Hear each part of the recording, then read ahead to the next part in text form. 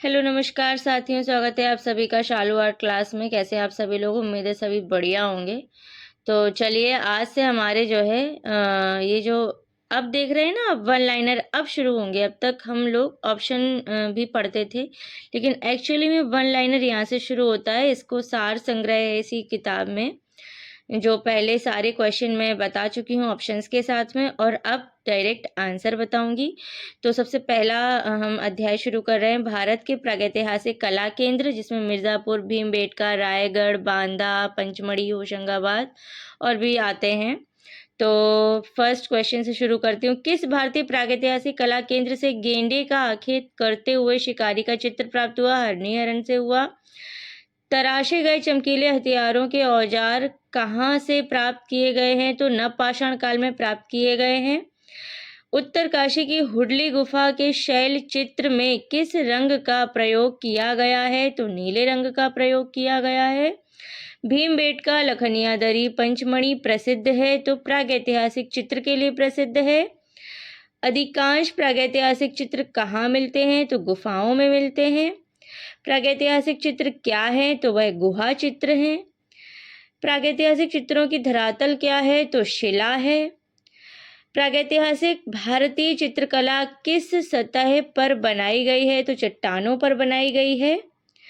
आप शुरुआत से मेरे वीडियोस देखेंगे, ये प्रथम अध्याय ऑप्शन के साथ शुरुआत से बताया है। उन सब में जो है ऑप्शन, यही सारे ऑप्शन सही होते थे, ये सारे आंसर ऑप्शन में दिए जाते थे। अब डायरेक्ट हमें आंसर याद कर लेना है, जिससे कन्फ्यूजन ही ना रहे। अगला प्रश्न है, प्रागैतिहासिक भारतीय चित्रकला किस सतह पर बनाई गई? तो चट्टानों पर बनाई गई।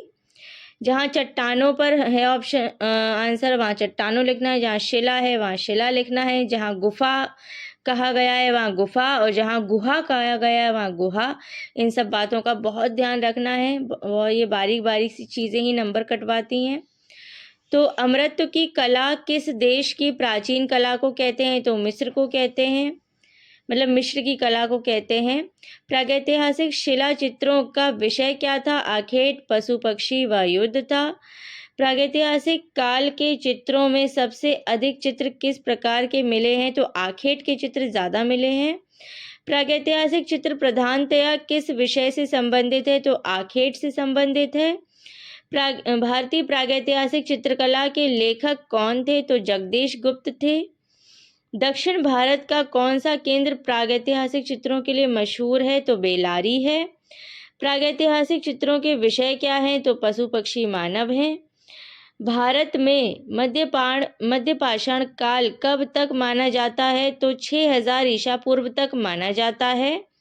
ईसा पूर्व का मतलब आप लोग समझिए, ईसा पूर्व यानी कि जो ईसा मसीह थे उनसे पहले का समय, तो उनके जन्म या मृत्यु से पहले का जो समय है 6000 वर्ष पूर्व से पहले से मध्यपाषाण काल माना जाता है। नवपाषाण युग में मानव कहाँ रहता था? तो बस्तियों में रहता था। नवपाषाण युग में लोगों ने किसको अपनाकर मूलभूत प्रौद्योगिकी परिवर्तन किया था? तो कृषि को अपनाकर किया था।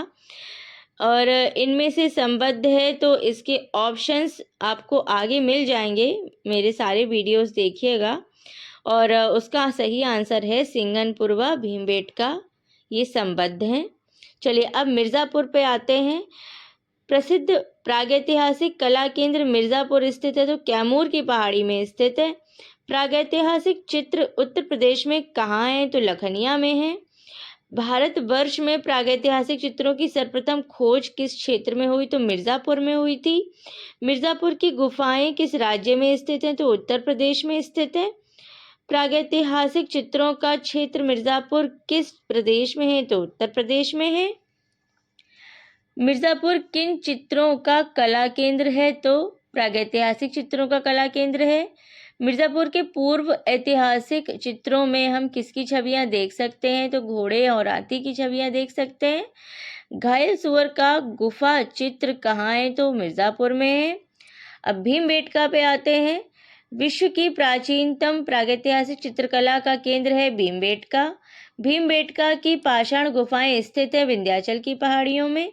भीमबेटका की खोज हुई थी 1958 में। भीमबेटका गुफाएं अवस्थित हैं मध्य प्रदेश में। भीमबेटका की गुफाएं किस शहर के नज़दीक हैं? तो भोपाल के नज़दीक हैं। भीमबेटका में कौन से चित्र हैं? प्रागैतिहासिक चित्र हैं।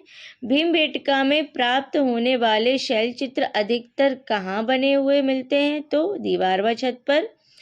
पुरापाषाण काल के दौरान बने भीमबेटका के चित्र हैं तो हाथी, जंगली सांड और बाघ के हैं। अब पंचमढ़ी पे आ जाते हैं। पंचमढ़ी स्थित है मध्य प्रदेश में। पंचमढ़ी गुफाएं किससे जुड़ी हैं? तो पांडवों से जुड़ी हैं। पंचमढ़ी क्षेत्र के चित्रों को प्रकाश में लाने का श्रेय किस विद्वान को प्राप्त है? D.H. गार्डन को प्राप्त है। अब आ जाते हैं हम होशंगाबाद पर। होशंगाबाद किस प्रदेश में है? मध्य प्रदेश में है। होशंगाबाद के प्रागैतिहासिक चित्रों की खोज किसने की? मनोरंजन घोष ने की। होशंगाबाद किस नदी के तट पर स्थित है? तो नर्मदा नदी के तट पर स्थित है। होशंगाबाद किस चित्रकला के लिए जाना जाता है? तो शैल चित्रकला के लिए जाना जाता है। अब रायगढ़ की पहाड़ी पर आ जाते हैं। रायगढ़ के पूर्व ऐतिहासिक कला का हिस्सा है अमर गुफा, बसाना झार व भोटालडा। पूर्व ऐतिहासिक कला केंद्र रायगढ़ स्थित है तो छत्तीसगढ़ में स्थित है। आज का इस अध्याय का अंतिम प्रश्न, अल्तामीरा की गुफाएं हैं तो स्पेन में है। चलिए जो है इन सारे प्रश्नों को अच्छे से रिवाइज करिएगा और जो लोग चैनल पे नए हो चैनल को सब्सक्राइब करके बेल आइकन जरूर दबा लें। मिलती हूँ नेक्स्ट वीडियो में, तब तक के लिए take care and bye bye.